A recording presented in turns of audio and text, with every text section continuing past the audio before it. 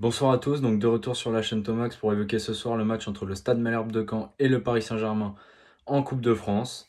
Donc on va parler d'abord du 4-2-3-1 utilisé par Pochettino avec Neymar en 10. On va ensuite parler des cas de tous les joueurs du Paris Saint-Germain, de la première et de la deuxième mi-temps. Et on finira par la petite blessure de Neymar, les tops, les flops et le geste de la soirée. Donc d'abord, Pochettino a mis en place ce soir un 4-2-3-1 avec Neymar en 10. Il a mis Danilo et Paredes au milieu de terrain en deux récupérateurs. Et puis on a vu Draxler côté gauche, Sarabia côté droit au début de match et Keane qui a été mis en pointe. Ensuite, première mi-temps, la première mi-temps, on a essayé de faire courir un peu cette équipe cannaise, de droite à gauche, de faire tourner un peu le ballon. Je trouve qu'on n'a pas été assez percutant, il a manqué de changement de rythme dans cette première mi-temps, on était un peu trop mou et ça a du coup aidé Caen à bien défendre et à être solide. Ensuite, après, Caen voilà, a bien défendu et s'est aussi montré combattant lors de la première mi-temps, mais je trouve que c'est nous qui avons fait que la première mi-temps s'est soldée par un 0-0.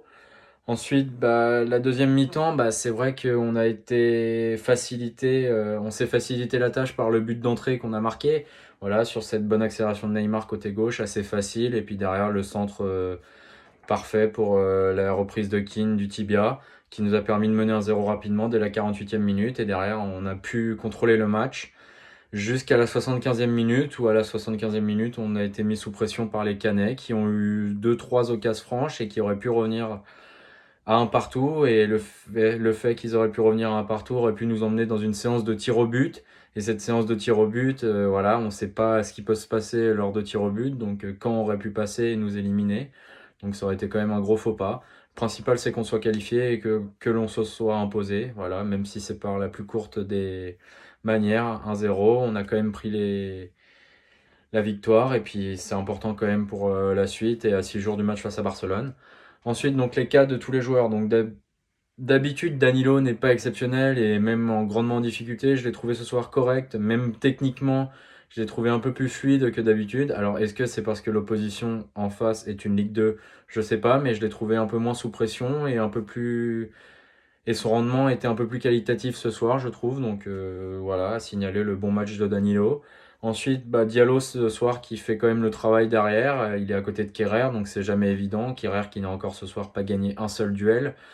Donc voilà, c'est bien que Diallo ait pu encore faire un bon match ce soir et on voit que petit à petit il est en train de s'affirmer et petit à petit il est quand même intéressant dans la rotation ce joueur-là. En tout cas, moi j'aime bien Abdou Diallo. Ensuite, on a eu un Keane qui a été très très actif et ça je tiens à le signaler. J'ai aimé le match de Keane qui est venu même chercher des ballons en fin de deuxième mi-temps pour faire jouer l'équipe, pour aider. Il a perdu deux trois ballons et plusieurs fois il est revenu défendre, il les a récupérés derrière. Enfin, l'envie et l'engagement de Keane ce soir étaient irréprochables et je suis plutôt satisfait de sa prestation et de son match. C'est dans ce genre de match qu'on attend Keane pour nous aider et pour pouvoir épauler un peu Mauro Icardi sur une saison. Ensuite, on a eu un Sarabia et Draxler qui ont quand même eu leur chance ce soir. Draxler qui s'est montré trop discret avec des contrôles et des petites passes en retrait. J'ai pas vu Draxler essayer de provoquer comme on pouvait le voir au début, par exemple, quand il était à la Mannschaft ou à Wolfsburg. Et même au début au Paris Saint-Germain. Là, ce soir, Draxler s'est montré encore trop léger. Et voilà, il a joué simple et tout ça, on va dire. Contrôle, passe en retrait et tout ça. Mais il a eu aucune prise de risque et tout ça. Et pour un joueur qui jouait côté gauche de l'attaque parisienne, il doit prendre plus de risques et c'est quand même dommage de ne pas voir Draxler meilleur que ça, parce que Draxler a quand même de nombreuses qualités. Je pense que Draxler pourrait aider un peu plus le Paris Saint-Germain, notamment au milieu de terrain, à la place d'un Gay, d'un Herrera au poste de relayeur. Je pense que Draxler pourrait aussi s'adapter ici, mais bon, il montre pas assez d'engagement au PSG. Je pense qu'il partira de toute manière à la fin de la saison libre, donc voilà. Ensuite, on a eu un Pablo Sarabia ce soir qui a été encore une fois plus que moyen, que ça soit dans les duels, il a été quand même souvent bougé. Et même techniquement, je l'ai trouvé en manque de repères. Sarabia en ce moment, c'est quand même pas très très bon. Depuis l'arrivée de Pochettino, il est quand même en difficulté. Après, déjà depuis le début de saison, il avait pas mal de difficultés. Mais là, voilà, je trouve que Sarabia, c'est quand même inquiétant. Et voilà, dans la rotation, Sarabia, Draxler, c'est quand même pas suffisant pour le Paris Saint-Germain. Et surtout que leur implication, je trouve, n'est pas assez importante à mes yeux. Ensuite, on a eu à Paredes qui a pas été trop mal. Voilà, il a fait son match, Paredes, pas exceptionnel, mais Il a été correct, voilà, il a donné deux trois bons ballons. Enfin, voilà, il a fait du paredes ce soir. Pas exceptionnel, on en attend un petit peu plus quand même face à de grandes équipes comme le Barça la semaine prochaine, là où il faudra répondre présent. Ensuite, on a eu un backer qui a été plutôt neutre dans le match, tout comme Kerrer, Bakker et Kerrer qui n'ont pas été exceptionnels, mais qui n'ont pas été non plus catastrophiques. Kerrer n'a pas fait de bourde, Bakker n'a pas perdu beaucoup de ballons non plus, il a joué simple, on va dire. Il a fait un peu son digne à l'époque du Paris Saint-Germain, contrôle, passe en retrait aussi, voilà, il a fait son match, on va dire, et c'est correct dans l'ensemble. Ensuite, on a eu un Florenzi qui n'a pas été très bon pour moi, par contre, encore ce soir, qui a manqué de justesse dans beaucoup de ballons perdus. Voilà, dans un Florenzi assez moyen ce soir, et je trouve que l'Italien est en train de régresser petit à petit au Paris Saint-Germain.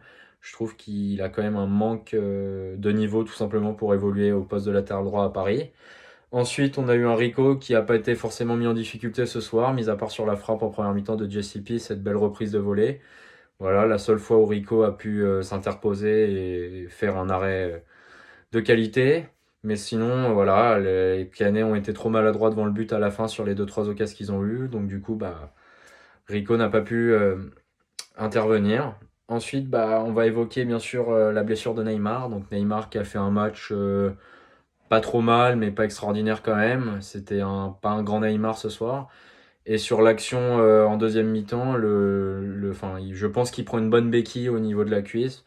Voilà pourquoi il sort après cela. Je pense qu'il prend pas de risque aussi. Je pense que même s'il était déçu de sortir sans doute et tout, je pense que c'était prévu. Mbappé était déjà en train de se préparer pour le remplacer. Donc voilà, je pense que c'était prévu et je pense qu'il ira bien déjà peut-être ce week-end et qu'il sera prêt pour Barcelone. En tout cas, je l'espère, en sachant que Neymar a besoin de rythme. Donc j'espère qu'il sera déjà là samedi pour engranger un maximum de rythme.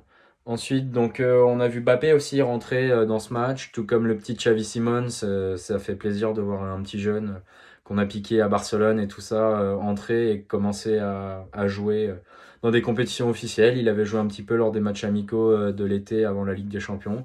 Mais là, il commence un peu en professionnel et c'est important pour lui de s'adapter petit à petit. Il s'entraîne beaucoup avec le groupe pro, donc on espère voir Xavi Simons monter petit à petit au Paris Saint-Germain et puis montrer ce qu'il sait faire, tout simplement, que ce soit techniquement et puis dans sa vision du jeu. Donc ensuite, on va passer à mes tops, flops et le geste de la soirée. Donc mes tops ce soir, je l'ai dit déjà. Moise Kean pour son envie et son engagement qui a été impeccable pour moi. Ensuite, Diallo ce soir qui a bien tenu la défense par sa vitesse et puis même des fois par sa capacité à se projeter vers l'avant et à donner de bons ballons. Donc Diallo qui a été correct ce soir. Et puis Danilo qui a quand même fait un match correct. Je l'ai trouvé un peu moins en difficulté que sur les autres matchs. Donc voilà, à signaler. Ensuite, donc les flops, donc Florenzi qui a pour moi été pas très bon ce soir et qui a encore été en difficulté comme lors du match contre Marseille ce week-end. Ensuite, Sarabia et Draxler qui n'ont pas montré assez pour moi ce soir et qui voilà, on comprend pourquoi ils sont sur le banc tout simplement. C'est qu'à chaque fois qu'ils jouent, ils dynamisent pas assez l'attaque parisienne. Et voilà, ils doivent se montrer beaucoup plus, ils doivent se montrer davantage pour pouvoir espérer jouer un peu plus et pour pouvoir être encore plus dans la rotation du Paris Saint-Germain, tout simplement. Ensuite, le geste de la soirée, c'est la béquille de Yago sur Neymar, qui pour moi aurait dû mériter un deuxième carton jaune et envoyer Yago au vestiaire. Mais bon, voilà, Monsieur Delageau a pris sa décision et c'est comme ça, voilà. Donc, merci à vous. Paris se qualifie. Rendez-vous au prochain tour et pour ce week-end pour PSG Nice. Merci à vous, bonne soirée.